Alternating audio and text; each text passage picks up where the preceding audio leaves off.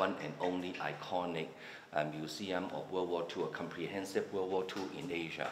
So hopefully by the end of 2020, we will be inviting you back to this location to celebrate the opening of the new Asia Pacific Peace Museum.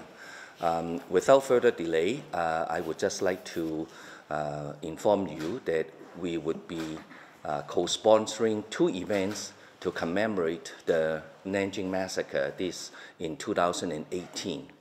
The first one is we are co-sponsoring with CPAC for a community event commemorating the Nanjing Massacre, the 81st anniversary of the Nanjing Massacre.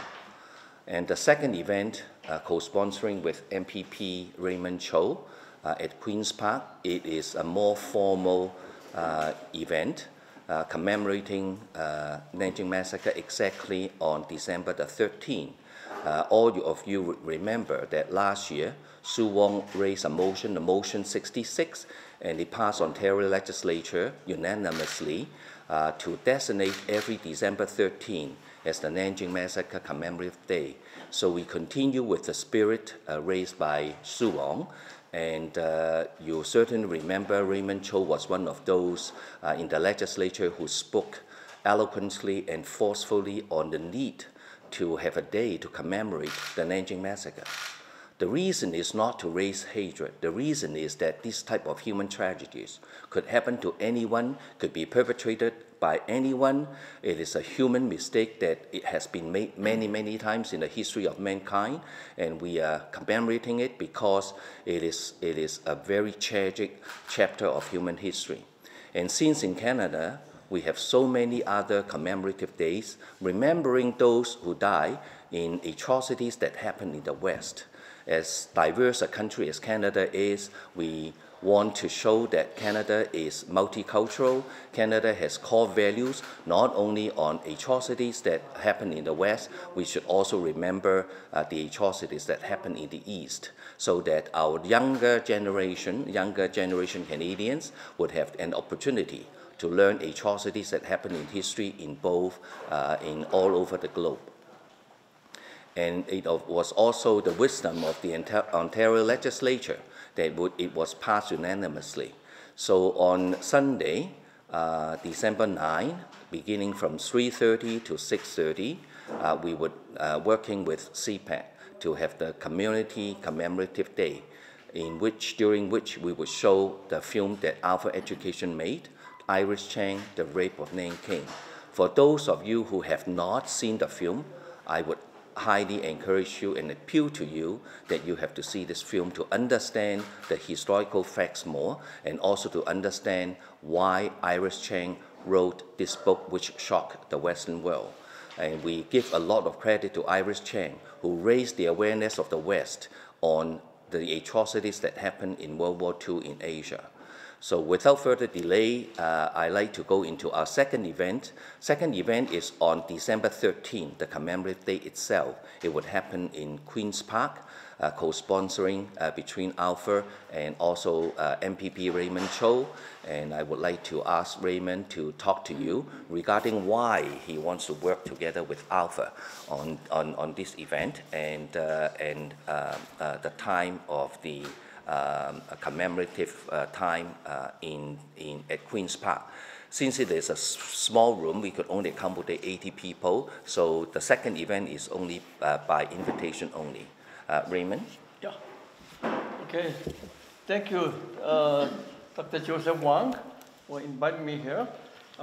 Good morning, everyone. Thank you for coming to this press conference. Yeah, as you may all already know, last year, I was proud to co-sponsor the bill to proclaim December 13th as the Nanjing Massacre Commemorative Day in Ontario. My intention for commemorating the Nanjing Massacre is about the formal recognition of atrocity and learn from history. It's very important. As Dr. Wang said, this is not just a Chinese human rights issue, human dignity issue, and the social justice issue. if we just ignore what happened in the past, this thing could happen over and over again. The intention to remember what happened is let the young people know so that the history should not be repeated again. And that's why I'm co-sponsoring this one too.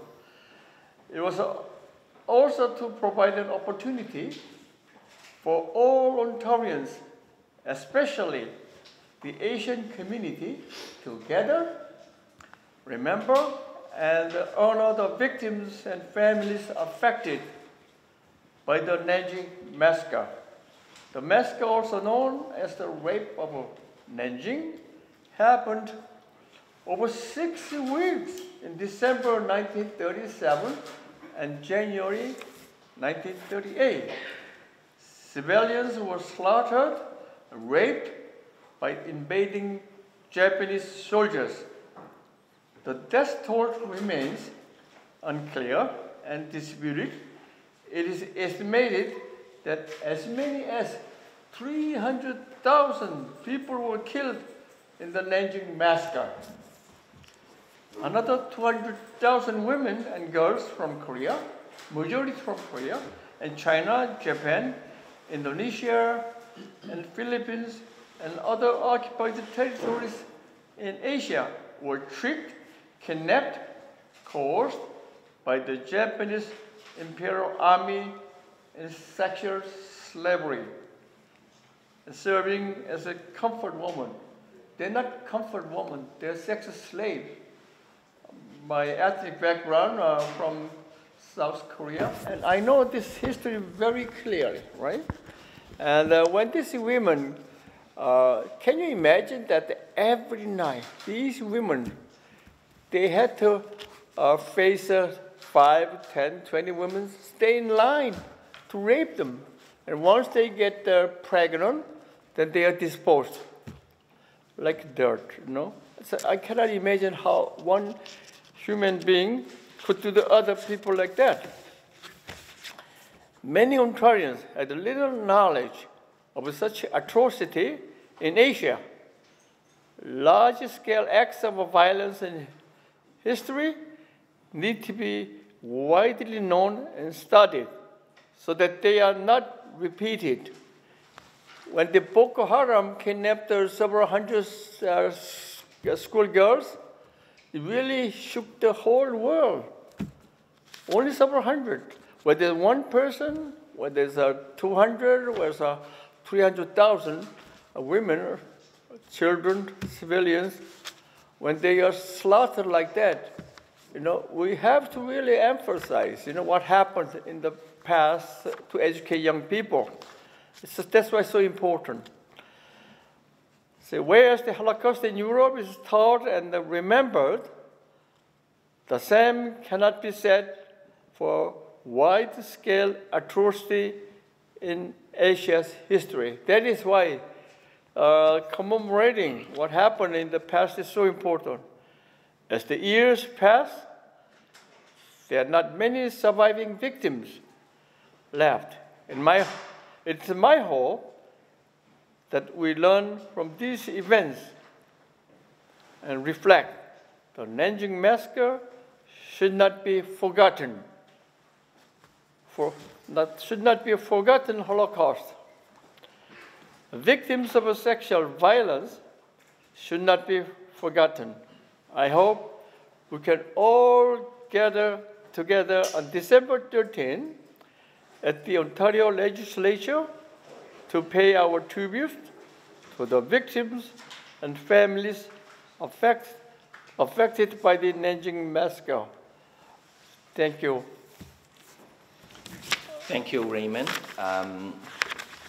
Raymond has to go very soon because he has work to do at the legislature. So the next speaker is Eric. Let me give a little introduction. CPAT is an organization with the largest individual membership, the Chinese organization, the largest individual membership in the country. And CPAT work together with Alpha Education and the Chinese Confederation of the Confederation of Chinese Organizations. These are the three major Chinese organizations who mobilized the community last year to sign up 111,000 people to support Bill 79 and Motion 66. And CPAC and Alpha work together very closely on these issues. So, President of CPAC, Eric. Thank you. Good morning, everybody. I'm Eric Xiao, President of CPAC. Pardon me. Pardon me. I have to go back to Chris Park. I have to make a speech at 1 o'clock. Today is United Nations International Day of Persons with Disabilities. I happen to minister for senior and accessibility, so I cannot be late. Pardon me. Thank you. Yeah. See you. Thank you, Jordan. Yeah. Okay.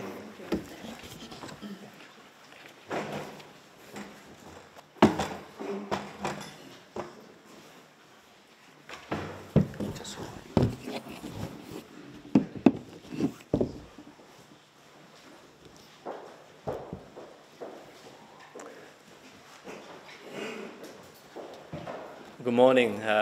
My name is Eric Xiao, President of CPAC. As mentioned earlier, CPAC will co-sponsor an event with Alpha Education on December 9, Sunday, from 3:30 to 6:30 for a film screening event, Iris Chan, The Rap of Nanking, at the CPAC Auditorium. CPAC's office is at 4150 Finch Avenue East. It's Midland and Finch.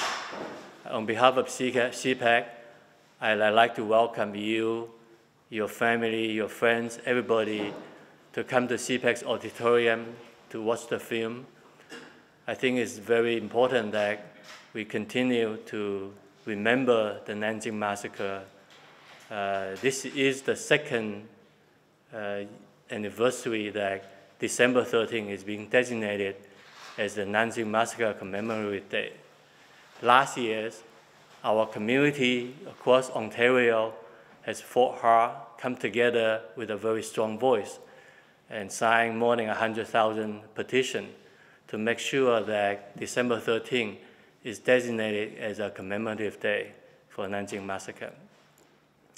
This did not come easy. We all remember how much hard work that was put through. And the purpose of having this day designated as the Nanjing Massacre Commemorative Day is to make sure that every year we have such a special day to remember, reflect,